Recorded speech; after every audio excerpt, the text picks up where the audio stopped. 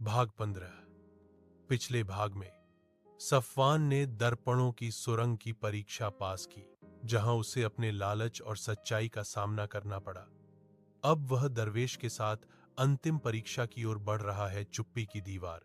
वे दोनों एक तंग रास्ते से निकले और एक बड़े कमरे में दाखिल हुए। कमरे के बीचों बीच एक अजीब दीवार खड़ी थी। यह दीवार पत्थर की थी, लेकिन इस पर कोई दरवाजा या दरार नजर नहीं आती थी। सबसे हैरान करने वाली बात यह थी कि जैसे ही सफ़वान उसके करीब गया, अचानक हर आवाज गायब हो गई। न पानी की बूंद, न सांसों की आवाज, न दिल की धड़कन। हर तरफ एक भारी खामोशी छा गई।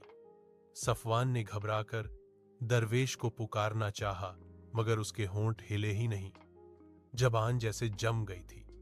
दरवेश ने इशारे से कहा कि यह आखिरी इम्तिहान है। दीवार पर सुनहरी हरफों में एक तहरीर जगमगाने लगी। यहां शब्द बेकार हैं, केवल दिल की कुर्बानी ही रास्ता खोलेगी। सफ़वान ने गौर से दीवार को देखा।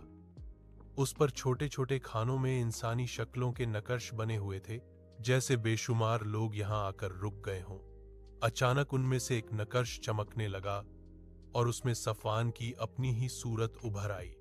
वह चौंक कर पीछे हटा। ये मेरी ही शक्ल है। उसी लम्हे उसके दिल में एक आवाज उभरी, न दरवेश की, न किसी और की, बल्कि उसकी अपनी अंदरूनी आवाज। सफ़वान, क्या तू इस खजाने के लिए अपनी सबसे कीमती चीज कुर्बान करेगा? सफ़वान के कदम लड़खड़ा गए। उसने अपने इर्द गिर्द देखा, मगर खामोशी ने उसकी रूह को जकड़ लिया था। कुछ देर सोचने के बाद उसके जहन में एक ही बात आई, मेरी सबसे कीमती चीज मेरी मां है, लेकिन मैं अपनी मां को कभी नहीं छोड़ सकता। फिर दूसरी सोच आई, मेरी जिंदगी, क्या मुझे अपनी जान देनी होगी? आंखों में आंसू भर आए।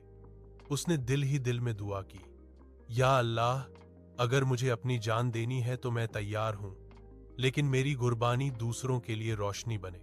जैसे ही यह विचार उसके दिल में आया, दीवार की सतह कांपने लगी।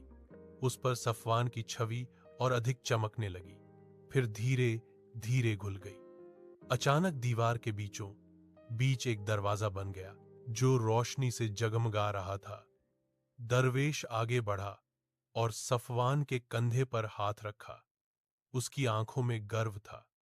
शाबाश सफ़वान, तुमने आखिरी आजमाइश भी पास कर ली। तुमने साबित कर दिया कि तुम्हारा दिल लालच से आजाद है और तुम दूसरों के लिए कुर्बानी देने को तैयार हो। दरवाजा धीरे धीरे खुलने लगा। अंदर से सुनहरी रोशनी कमरे में फैल गई। रोशनी इतनी तेज थी कि सफ़वान ने आंखों पर हाथ रख लिया। जैसे ही उसने अंदर झांका, उसकी सांसें रुक गईं।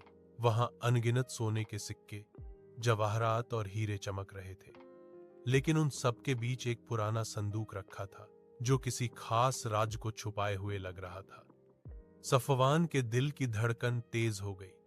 उसने आहिस्ता से कदम आगे बढ़ाया, मगर अचानक रोशनी के अंदर से एक और आवाज गूंजी, सफ़वान, यह खजाना सिर्फ तुम्हारा नहीं है।